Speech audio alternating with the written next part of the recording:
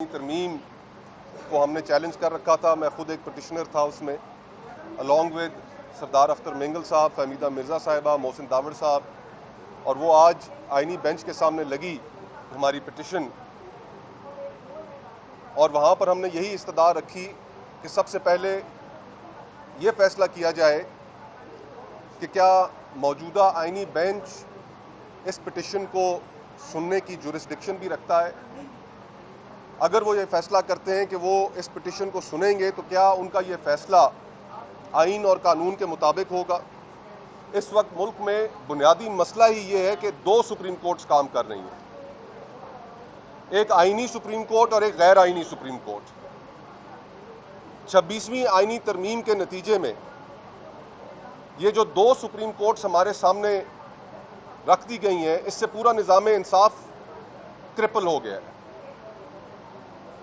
और क्या एक ऐसा आइनी बेंच जो खुद 26वीं आइनी तरमीम का प्रोडक्ट हो, बेनिफिशरी हो, क्या वो ये केस सुन सकता है।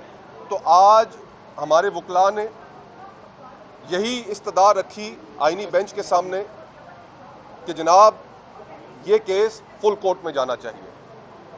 फुल कोर्ट अगर इन दरखास्तों को सुनेगी तो तभी हमें भी इत्मीनान होगा बतौर पिटिशनर्स, मुल्क और कौम को भी इत्मीनान होगा।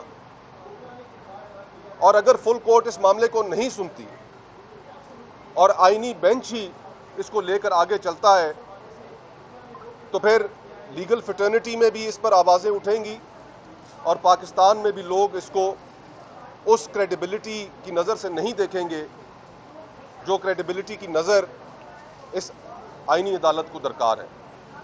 तो ये इस्तदा हमने रखी, 3 हफ्तों की तारीख दे दी गई है। मेरा तो ख्याल था कि ये मामला इतना अहम है कि इसको जल्दी सुना जाएगा, इसको इतना डिले नहीं किया जाएगा और इस एक नुक्ते का फैसला जल्द अज जल्द होना चाहिए। पूरी कौम नज़रें लगा कर बैठी है कि हमारी सुप्रीम कोर्ट जो दीगर आला अदालतें हैं उनमें किस तरीके से कोर्ट पैकिंग की जा रही है। पूरे पाकिस्तान में हम सुनते थे, कहते थे कि जजेस अपॉइंट हो रहे हैं, इंडक्ट हो रहे हैं, लेकिन आज जज साहिबान पूरे मुल्क में इस 26वीं आइनी तरमीम के नतीजे में भर्ती किए जा रहे हैं। और ये भर्तियों का सिलसिला यहाँ पर नहीं रुकना। ये भर्तियाँ जब हाई कोर्ट्स में मुकम्मल हो जाएंगी तो फिर सुप्रीम कोर्ट तक भी बात पहुँचेगी, फिर सुप्रीम कोर्ट में भी भर्तियाँ होनी है।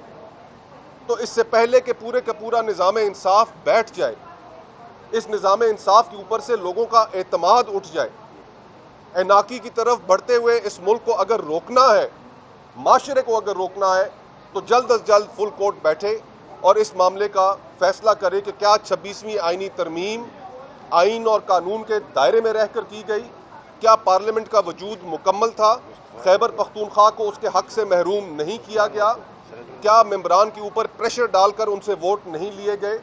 ये जितनी जल्दी ये चीज़ें तय हो जाएंगी उतनी जल्दी हम मुल्क को स्टेबिलिटी की तरफ लेके जा सकेंगे। उम्मीद है कि ये मामला जल्द सुना जाए और जल्द इसके ऊपर एडजुडिकेशन हो। Thank you.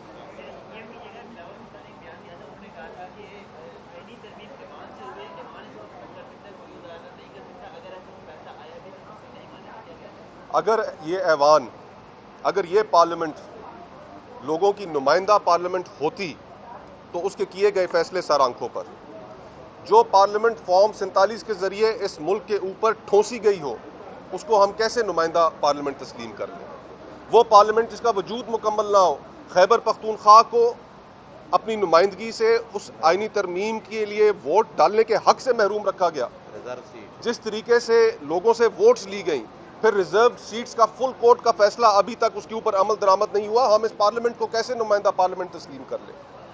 अगर ये पार्लियामेंट नुमाइंदा पार्लियामेंट होती तो हम ज़रूर तस्लीम करते। बिलावल भुट्टो साहब की बात बिल्कुल ठीक थी, लेकिन आज अफसोस के साथ कहना यह पड़ता है कि इस मुल्क का बच्चा बच्चा जानता है कि यह पार्लियामेंट नुमाइंदा पार्लियामेंट नहीं है, ये पार्लियामेंट लोगों के ऊपर मुसल्लत की गई पार्लियामेंट है और इसकी किए गई तरमीम या कानून साजी इसकी कोई इखलाकी हैसियत नहीं। सर ये बताइएगा कि चीफ इलेक्शन कमिश्नर की गुज़श्ता रोज़ मुद्दत खत्म हो गई, आपने भी इलेक्शन लड़ा, उनका जो दौर है काफ़ी ज़्यादा मुतनाज़ा रहा, तो क्या उनको खुद अब चले जाना चाहिए या मजीद आगे काम जारी रखना चाहिए क्योंकि मुद्दत उनकी खत्म हो गई।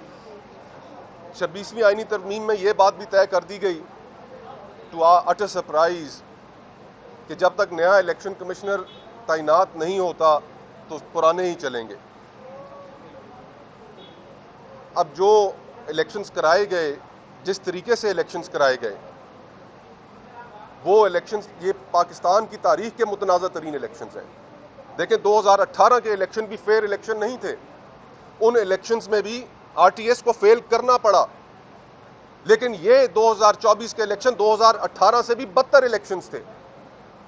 हमने अगर इस मुल्क के निज़ाम को ठीक करना है तो जो सिविलियन स्पेस हम सीड कर चुके हैं, ये जो हाइब्रिड का नाम हमारे सामने आ गया, हाइब्रिड प्लस का निज़ाम सामने आ गया, इसने पूरे मुल्क की गवर्नेंस को क्रिपल कर दिया है। आज बलूचिस्तान और खैबर पख्तूनख्वा वहां पर हालात ठीक नहीं है, बाकी पूरा मुल्क आपका पॉलिटिकल क्राइसिस का शिकार है। इन चीज़ों को ठीक करने का सिर्फ एक वाहिद तरीका है। वो कहते हैं ना कि कॉम्प्लेक्स प्रॉब्लम्स की सिंपल सॉल्यूशंस हुआ करती हैं, और सबसे सिंपल सॉल्यूशन पाकिस्तान को ठीक करने की ये है कि आप लोगों को फैसला करने दें कि वो किसको हुक्मरान चुनते हैं। ये बंद कमरों में बैठकर फैसले करके लोगों के ऊपर थोपना बंद करें। यही एक सिंपल सॉल्यूशन है कि लोगों की वोट, उनकी राय को एहतराम दें। ये इस मुल्क की सिंपल सॉल्यूशन है और इसी तरफ हमें बढ़ना चाहिए।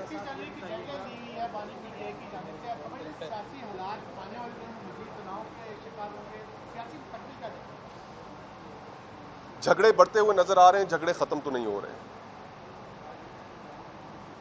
जिस जगह पर हम सब खड़े हैं, इसी का हाल आप देख लें कि पिछले 2-3 सालों से सुप्रीम कोर्ट क्या तस्वुर पेश कर रही है लोगों के सामने। आज भी सुप्रीम कोर्ट आप कवर करते हैं, यहाँ पर मौजूद होते हैं। क्या आज एक तकसीम शुदा सुप्रीम कोर्ट आपके सामने मौजूद नहीं है? जब इंसाफ के इदारे तकसीम हो जाएंगे तो हम उनसे इंसाफ की कैसे तवक्को करेंगे?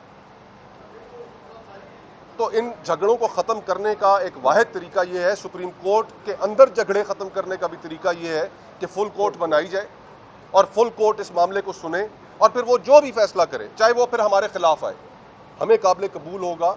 इसलिए काबिल कबूल होगा कि हमने चीज़ों को कहीं ना कहीं पर ख़त्म भी करना है। अगर आज मैं खड़े होकर ये कहता हूँ कि जी फुल कोर्ट का फैसला भी अगर मेरे खिलाफ आया तो मैं नहीं मानूंगा, ये कोई बात नहीं। फिर हम सबको मानना पड़ेगा, चाहे वो हमारे खिलाफ आए या हमारे हक में आए, लेकिन फैसला फुल कोर्ट करे।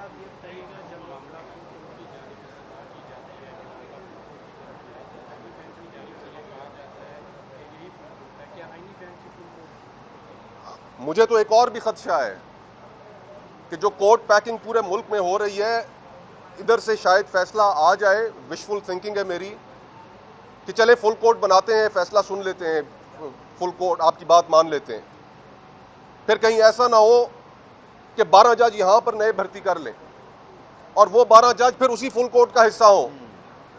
मुझे तो ये खदशा है। तो अगर हमने इस मुल्क को एनार्की से बचाना है, पॉलिटिकल क्राइसिस को समेटना है, तो फिर चीजें कुछ असूलों के मुताबिक करनी पड़ेंगी। फुल कोर्ट भी बनाएं और फिर यह भी नहीं होना चाहिए कि नए भर्ती किए गए जजेस वो फिर उस फुल कोर्ट का हिस्सा हो। ऐसी ये फिर फुल कोर्ट हमें काबिल कबूल नहीं हो।